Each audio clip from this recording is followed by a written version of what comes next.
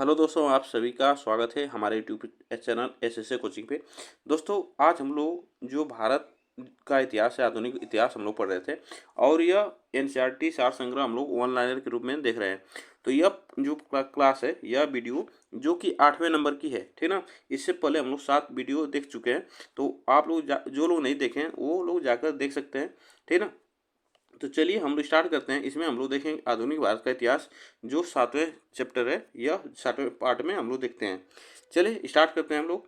और थोड़ा सा गला सही नहीं है, तो आवाज़ थोड़ी मोटी जा रही होगी, तो उसके लिए थोड़ा सा आप लोग एडजस्ट कर लीजिएगा। इसमें देखिए हम लोग पढ़ेंगे कि गांधी इरविन समझौता एवं गोलमेज सम्मेलन। इसमें हम लोग यह पार्ट देखेंगे। तो गांधी इरविन समझौता और गोलमेज सम्मेलन आज पढ़ेंगे। तो चलिए हम लोग थोड़ा सा जूम कर लेते हैं। वन लाइनर हम लोग प्रश्न इसमें देखते हैं। चलिए देखिए, पूछा जाता है कि गांधी इरविन समझौता और किस नाम से भी जाना जाता है। तो गांधी इरविन जो समझौता हुआ था वह दिल्ली समझौता के नाम से भी जाना जाता है। तो यह बातें आपको याद रखना है। यह कब हुआ था? तो 5 मार्च 1931 को यह हुआ था। तो आप याद रखिएगा, 5 मार्च 1931 को गांधी इरविन समझौता हुआ था। गांधी इरविन समझौता में किस आंदोलन का स्थगन किया जाना प्रस्तावित था? तो यह सविनय अवज्ञा आंदोलन का जो स्थगन होना यह प्रस्तावित था, ठीक ना। भारतीय राष्ट्रीय कांग्रेस के प्रतिनिधि किस गोलमेज सम्मेलन में शामिल हुए थे? तो यह द्वितीय जो गोलमेज सम्मेलन हुए थे, इसी में गांधी जी ने शामिल हुए थे। और द्वितीय गोलमेज सम्मेलन में यह गांधी जी यहाँ से आए थे, ठीक ना। देखिए यहाँ से पूछा जाता है कि द्वितीय गोलमेज सम्मेलन में भाग लेने के लिए महात्मा गांधी बम्बई से लंदन एस राजपुताना नामक जलयान से गए थे और वे लंदन के किंग्सले हॉल में ठहरे थे। तो यह बातें आपको याद रखना है। यहाँ से पॉइंट बन सकता है कि किस जहाज से गांधी जी बम्बई से लंदन गए थे। तो यह एस राजपुताना जहाज से गए थे और यह द्वितीय गोलमेज सम्मेलन में भाग लिए थे, ठीक ना। और यह कहाँ पे ठहरे थे? तो किंग्सले हॉल में ठहरे थे, ठीक ना। इतनी बातें आप याद रखना, एग्जाम में यहाँ से प्रश्न बन सकते हैं। द्वितीय गोलमेज सम्मेलन में कांग्रेस का प्रतिनिधित्व किसने किया था? तो द्वितीय जो गोलमेज सम्मेलन हुआ था उसमें महात्मा गांधी ने यह कांग्रेस का प्रतिनिधित्व किया था। आगे चलते हैं। लंदन में प्रथम गोलमेज सम्मेलन जो हुआ था, इसमें एक मिनट, लंदन में प्रथम गोलमेज सम्मेलन में किस भारतीय नेता ने भाग लिया था? तो प्रथम गोलमेज सम्मेलन में जो भाग लिया था वह मौलाना मोहम्मद अली थे, जो कि प्रथम गोलमेज सम्मेलन में भाग लिया था लंदन में, ठीक ना। तो यह बातें आपको याद रखना है।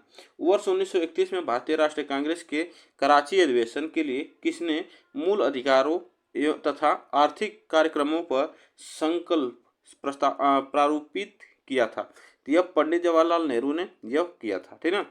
द्वितीय गोलमेज सम्मेलन के दौरान विस्टन चर्चिल ने गांधी जी को अर्धनग्न फकीर कहा था।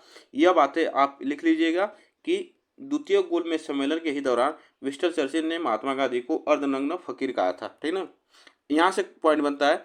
अब आगे चलते हैं। यहाँ से देखिए ऊपर, यहाँ पे देखिए गोलमेज सम्मेलन जो हुआ था, एक दिया है गोलमेज सम्मेलन और वर्ष दिया है। यह कब कब हुए थे? यहाँ से भी प्रश्न बनते हैं कि जो प्रथम गोलमेज सम्मेलन हुआ था तो यह 12 नवंबर 1930 से यह 19 जनवरी 1931 तक हुआ था, ठीक ना। और द्वितीय जो गोलमेज सम्मेलन हुआ था तो यह 7 सितंबर 1931 से 1 दिसंबर 1931 तक हुआ। तृतीय गोलमेज सम्मेलन यह हुआ था 17 नवंबर 1932 से 24 दिसंबर 1932 तक। यह तृतीय गोलमेज सम्मेलन हुआ था। यह आपको याद रखना है। इतनी 3 गोलमेज सम्मेलन हुए थे, ठीक है। आगे चलते हैं।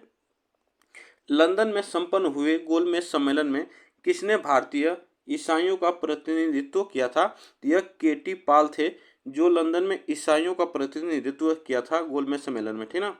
द्वितीय गोलमेज सम्मेलन किस मुद्दे पर असफल रहा? तो यह सांप्रदायिक प्रतिनिधित्व पर। तो यह सांप्रदायिक प्रतिनिधित्व जो हुआ था इसमें, इसीलिए कारण जो द्वितीय गोलमेज सम्मेलन जो हुआ था वो असफल हुआ था। किस भारतीय नेता ने तीनों गोलमेज सम्मेलन में भाग लिया था?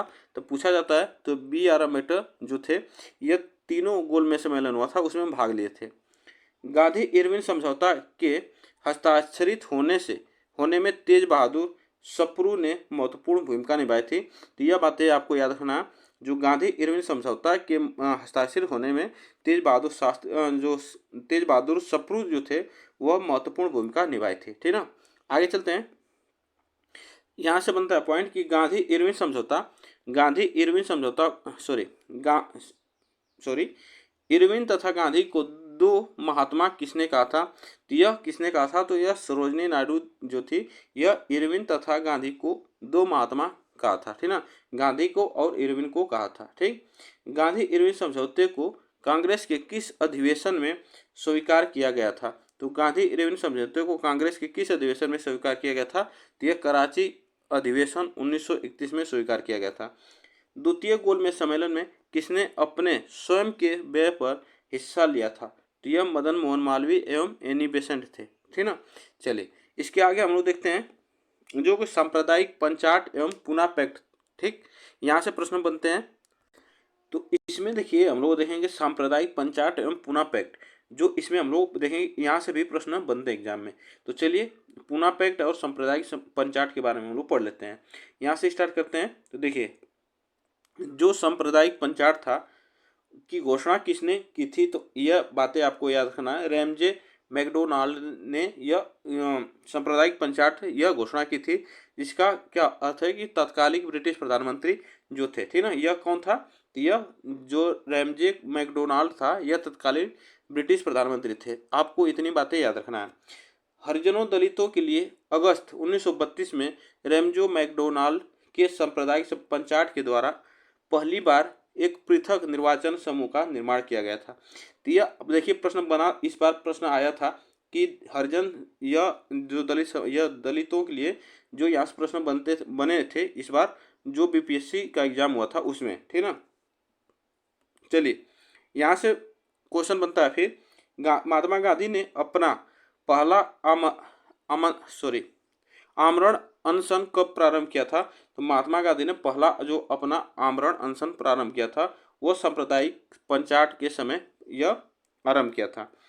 पूना पैक्ट किस वर्ग से संबंधित था? तो यह दलित वर्ग से संबंधित था, दलित वर्ग से संबंधित था जो पूना पैक्ट हुआ था।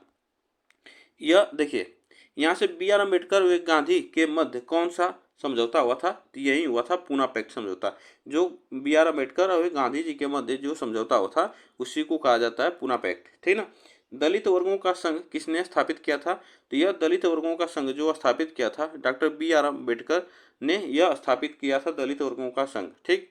आगे चलते हैं। यहाँ से पॉइंट बनता है फिर कि सांप्रदायिक अवार्ड, जो सांप्रदायिक अवार्ड एवं पूना पैक्ट में दलित वर्गों के लिए कितनी सीटें दी गई थी?